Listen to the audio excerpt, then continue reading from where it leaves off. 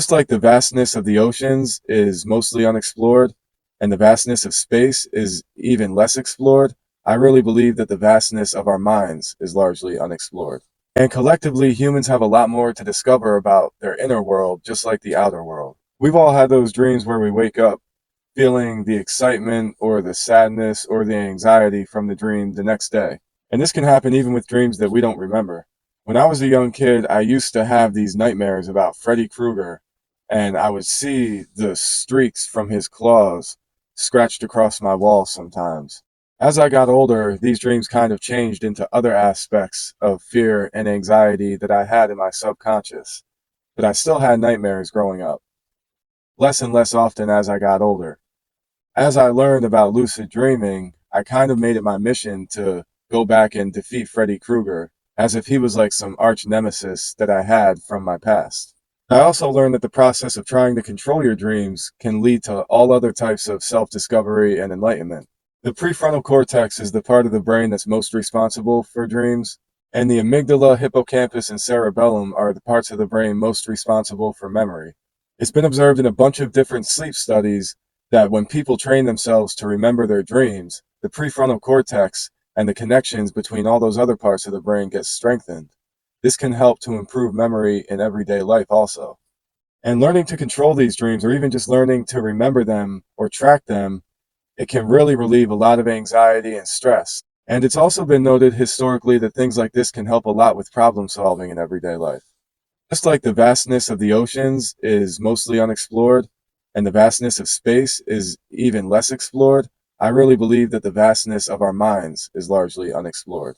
And collectively, humans have a lot more to discover about their inner world, just like the outer world. Now, the first step to remembering your dreams, and the one that really changed my life, and it's also the first tip that you'll see if you look it up anywhere on Google, is to start to keep a dedicated dream journal. This is really the only place to start if you want to start remembering your dreams and tracking them. And it's important to have them all written down somewhere. In the beginning, when I was trying to do it, sometimes I would just grab any notebook that I had and put it by my bedside and claim that I would use that to write down my dreams. But it wasn't until I had one book that was specifically dedicated to tracking my dreams that it kind of flipped a switch in my mind. And a lot of people notice that when they have that book that's specifically dedicated to tracking their dreams and they keep it by their bed all the time, it'll kind of start to work it into your subconscious mind to help you remember your dreams. It always helped me to remember that dreams are journeys, and you want to track these journeys, hence the word journal.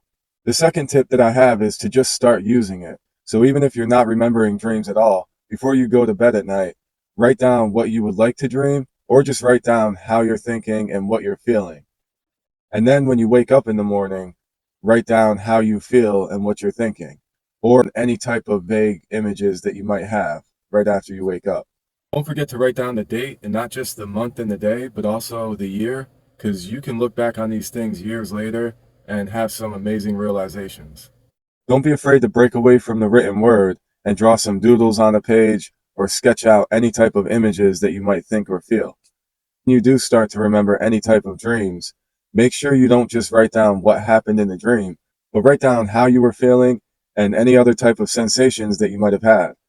Any types of smells, sounds, write down what time of day it was, write down how you were feeling in the beginning, during, and after, and the overall tone of the dream. And make sure you write them down right away because you'll start to lose the memory of them and it'll start to slip away the more you go about your day.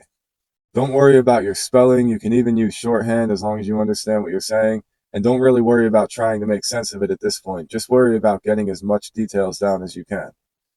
So before you go to bed at night, you can write down what you want to dream. You can kind of write down a little short story, or you can just write down the setting and the space and where you will want to start out your dream.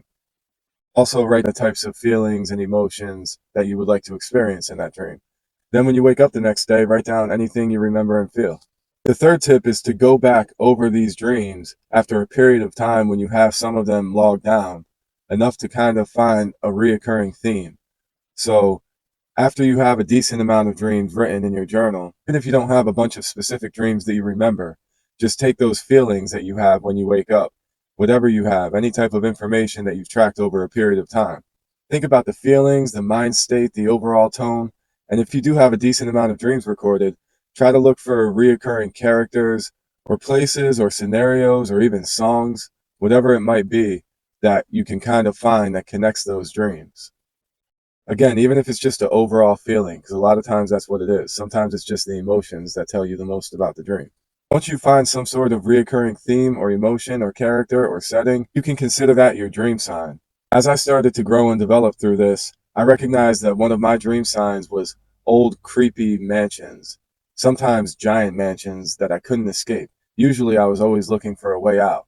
So, one of my first most interesting dreams that really got me obsessed with dreams was about my grandfather passing away when I was in a giant burning house.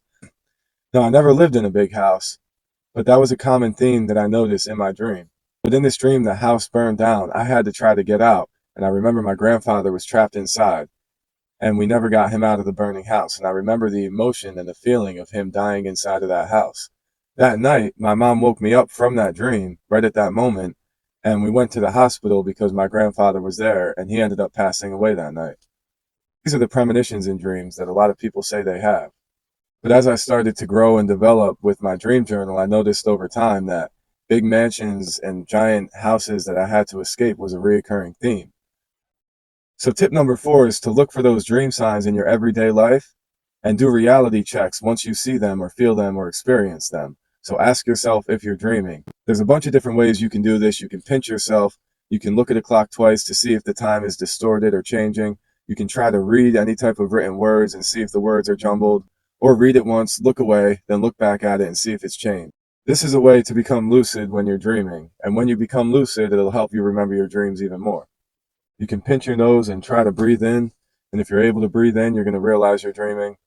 Just do these little reality checks throughout the day.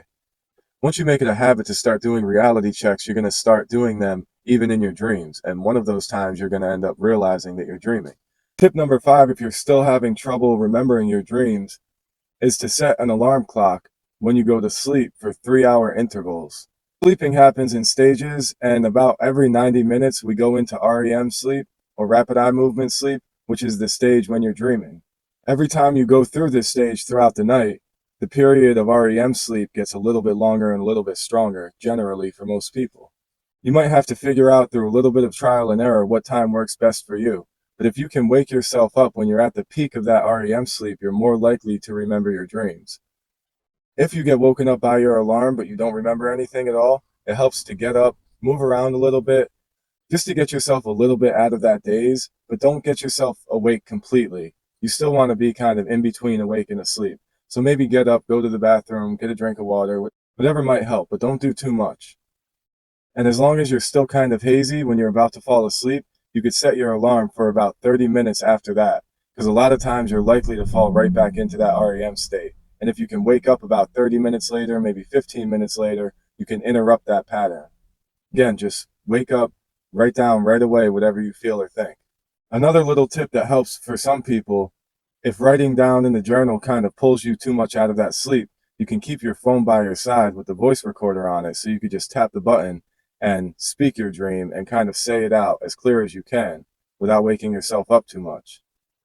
Tip number 6 is to start to write down your dreams before you go to sleep, like we were talking about before, but you can really start to incorporate whatever dream signs that you've noticed and start to write out whatever type of dream you would like to have, but use that dream sign within that. And it's also good to always write in the present tense. So don't say, I'm going to do this, or when you wake up in the morning and you're trying to write down your dream, don't say that I did this, say, I'm doing this. So for example, I feel anxious, I'm walking through a hallway, or I feel excited, I'm flying through the sky, things like that. You don't want to say, I was flying through the sky, or I'm going to fly through the sky. You want to say, I am flying through the sky. It'll help your subconscious kind of put you in that first person mode so that you're not just observing the dream, but experiencing the dream. So when I started to get good with these things, I wanted to bring back Freddy Krueger so I could destroy him for good. Even though as I got older and got better with these things, he wasn't really a problem to me anymore. I always remembered how he had haunted me when I was a kid. So I kind of wanted to bring him back to defeat him. So when I would write out my dreams, I would incorporate that old creepy mansion and me trying to escape again and him kind of chasing me. Only this time I ended up manifesting him in the dream and finally defeating him. because I was able to go lucid and wake up and become aware that I was dreaming while I was dreaming. Tip number 7 is to just keep writing down your dreams, or just keep writing down what you're feeling and don't give up. Some of these things take time. For some people, it comes naturally. For me, it took years just to become consistent with trying to do it. And then once I became consistent, it still took quite a while before I was able to really remember them and learn how to control them. But looking back over my dreams, even if I was never able to control them, just having them written down in the journal was still beneficial to me in life. I can go back, reread them, find different things about my life or my personality that might have been bothering me, or things that might help me grow and flourish in some ways. I experienced deja vu and then would go back in my dreams and realize that some of that deja vu I experienced was actually dreams that I had in the past. And that's what caused the deja vu. And you can continue to just grow and analyze yourself. Tip number 8 is to just consume content about dreams. Surround yourself with these things, watch videos, read books, read articles. There's all types of cool dream studies out there that have been done. And just trying to raise your frequency and your vibration in general can provoke heightened awareness and more self-discovery. You can follow me on all platforms. I put up all types of free tips and resources to help you with dreaming. And I also go live on Facebook every Friday to talk about these things. You can always hit me up in the comment section or in the messages and find me on any platform. Reach out to me and we can talk about these things. I can even try to help you through some of your dreams or your dream journey.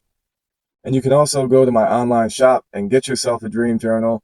If you hit me up, I could drop the price for you. I could personalize it, customize it however you want. I could put a picture on a certain one if you want. I could put your name on it. Whatever you need. Just check out the products on the website. I do a lot of free giveaways, so if you follow me, you might end up getting a free dream journal in the mail. And I have a fully comprehensive video on how to remember your dreams specifically. Using a dream journal is going to be just one of the tips in that video. Peace out, everyone, and thank you.